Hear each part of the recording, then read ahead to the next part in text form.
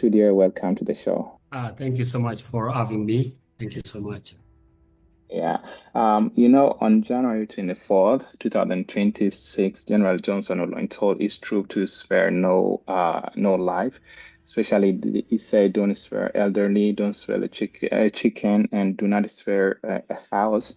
And the United Nations also called this genocidal language, as we all know, and Human Rights Watch Group also say that it's incitement of war crime. And the opposition also says the army chief personally approved this scorched earth policy, which is Paul Nang. And then the government called it's just a slip of the tongue to boost morale. So when a senior military commander explicitly ordered its troops to kill everyone, including the elderly, and the government only respond to call it a slip of tongue, what does that tell us about where South Sudan is headed right now? Thank you so much for this great question. First of all, before coming to the question of General Johnson Ulon, I would like to tell you that the government of South Sudan has been carrying out bombardment across the South Sudan, especially in the Upper Nile and northern Jonglei state, for so many months now. They started bombing civilians indiscriminately since March of last year. So, coming to General Johnson Ulun's rhetoric, I'm not surprised because this is the policy they have been implementing. As I said, I'm not surprised because the government has been carrying out this policy since the 2018 agreement that they abrogated. They've been bombing civilians indiscriminately in Wulang, in Nasser, in Nirol, in Wat, in Mayom, and other counties they actually perceived as hostile, as one of the senior member of government officials said Yeah. sometime. So I'm not surprised. This is what they've been doing. They are actually doing ethnic cleansing against the Nuer people that they perceive as regime change agent. But these are the people who are actually asking for their share of the country, which is actually the equality, that they demand the equality to be like everyone else. This equality, I mean, service delivery, like education, like healthcare, like a road network, so that they can live as human beings. So I'm not surprised because this is the policy that has been in place in South Sudan for years. Currently in South Sudan, I think there are over 64 tribes, and it seems like the conflict that is going on currently is between the Nuer people of the South Sudan with the government. So, how is the situation right now? Like the opinion of other tribes within South Sudan, are they really supporting the current government and doing nothing, or what does it look like? Especially when Johnson Odong stated that kind of a statement, what is the feeling between the other South Sudanese? It was an outrage for all the South Sudanese, including the Dinka community itself, where the president comes from, including the Shulu community itself, where Johnson Olin comes from, because the people of South Sudan are united, but they were divided so that the government can still control them, can still control them. Uh, Now the government is telling other communities that this war is between the Nuer and the Dinka, which is actually not true because the war is clearly a political war. But the government is turning into an ethnic war Mm, to make sure that they stay in power. They are recruiting other communities like the Dinka communities, like Shilluk communities, to go fight Nuer, telling them that if the Nuer come to power, they will destroy all of you. These are not uniting words mm, from what we perceive as a government. Uh, but all in all, this war is between the SPLM-IO, other oppositions, and the government of South Sudan, which is led by the SPLM-IG at the moment. It is not ethnic. It's actually a political war. And I believe that the SPLM-IO is firm in its quest to fight against injustice, not fighting against communities. The SPLM-IO is not fighting the Dinka community, it's not fighting the Shulu community or the Equatorians. It's fighting a system that commits injustice against the people of South Sudan as a whole. Thank you. Yeah, as a South Sudanese, do you think that South Sudan is currently moving forward as a state or just a failed state that it is right now? Yeah, actually, there are always parameters that are in place that we should look at to whether conclude that a country is a failed state or not. If you look at South Sudan, there are no institutions. So the first institution is the finance. We don't have a credible finance institution. It's not that strong. They never had any budget plan for years right now. The finance is not paying the salaries of the civil servants, the army itself, and don't talk about the development. It's not actually there. So we don't have a judicial system. You wake up one day because you have the manpower, you have the guns, and you take what you want. You grab people's land, you grab people's salaries, you grab the oil revenues, and nobody's going to say anything.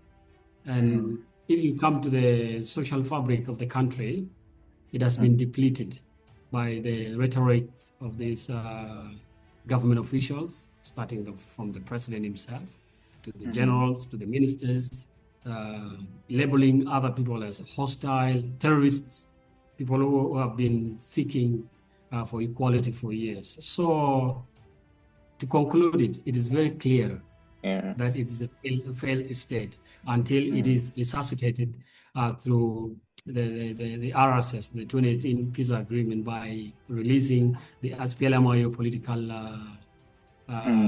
leaders and military leaders and embark on nationwide dialogue and political dialogue to save the country. Otherwise, in the near future, nobody is going to be in South Sudan because it is going to be collapsed. You can see the number of armed groups that are emerging every day, every now and then. From the Nuer, from the Dinka, from the Equatorians, from everyone, because people feel that this country is playing with their lives. So it's actually every state until something is done. Thank you.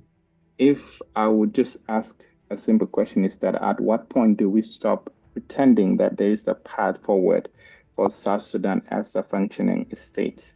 When do we really acknowledge that this isn't a country going through a rough patch, but a failed state trapped in a permanent cycle of atrocities with no mechanism for accountability and no leadership capable of or interested in breaking the cycle? Thank you so much. To start to respond to this question, first of all, I would like to thank the regional actors, starting from the IGAD, the African Union, the Troika, and also the UN. They've been doing a great job to bring the people of South Sudan together, especially the political leaders. But on their watch, the agreement has always been abrogated. They condemn it, but there is no further action that would follow the documents. South Sudan, as you mentioned it, is heading to a path of no return if something is not done before this violence consumes everyone in the country. This violence is actually coming for everyone. It's not for certain people. It's for actually everyone, because the hunger, the floods, the diseases, as you mentioned, are attacking everybody, not just a few people that the government designated as the problem of South Sudan. There is a hope always when people sit together and talk. There is a hope, but when there is no dialogue, there is no hope. There's no hope. So this country will not come back to its rightful place if dialogue is not prioritized. Dialogue with the opposition, which is Dr. Riek Machar and his group, dialogue with other opposition groups and the government and all the people of South Sudan. That's when we shall have a genuine path toward everlasting peace and prosperity in the country. But for now, I cannot say that we shall have peace because, according to the trends I see in South Sudan, peace is not achievable if something is not done. And what I mean by that is to prioritize dialogue. That's why I'm urging the regional actors, the international actors, to bring the leaders together so that they can dialogue and change the situation people are in. Otherwise, South Sudan is headed in the path of no return. And even if the current dialogue the president proposed in South Sudan, that excludes SPLM-IO, which is the main opposition group, will not work because I understand that Honorable Parkol and his group in Juba do not represent the voices of the people of South Sudan who are actually demanding for justice and equality government of South Sudan. Unless Dr. Riek Machar and other political leaders of SPLM-IO in detention are released, including Honorable Council, that is when and dialogue is prioritized. That is when the country will be resuscitated, and we start our further step. Do you think that while Salva Kiir is in power, there will be real peace and stability in South Sudan? Yeah, this is a very good question. I believe that, as I said earlier, that dialogue is the way forward. That's what I believe the most. The war and the rest of the things cannot replace dialogue because war consumes lives from both sides, and also it cross-cuts to the civilians who are actually innocent in this. I think what can bring genuine peace in the country is for President Salva Kiir to demonstrate political will and take dialogue seriously, take the agreements between him and the opposition seriously. And I don't believe that if we continue fighting, we will get better results from that. Yeah, I don't believe that in the world of today, because given the number that has already died in the country because of wars, diseases, we don't want to consume other lives again. And I think if the President Kiir refused to implement the agreement, which he has already done, he has abrogated it and put the final nail on that coffin by detaining Dr. Riek Machar. I think now the rest of the people will go to the regional actors who actually mediated peace between the opposition and the government. Like today, I'm calling on all the regional actors to go back to South Sudan and bring the leaders together, as I said earlier. I don't believe in war as the method of settling misunderstandings. Because they consume a lot of resources and lives, actually innocent lives. I believe by prioritizing dialogue together with regional actors, and then we can achieve peace. And if President Kiir and his group do not want to do that, now the regional actors and the international actors should come in and coerce him, actually by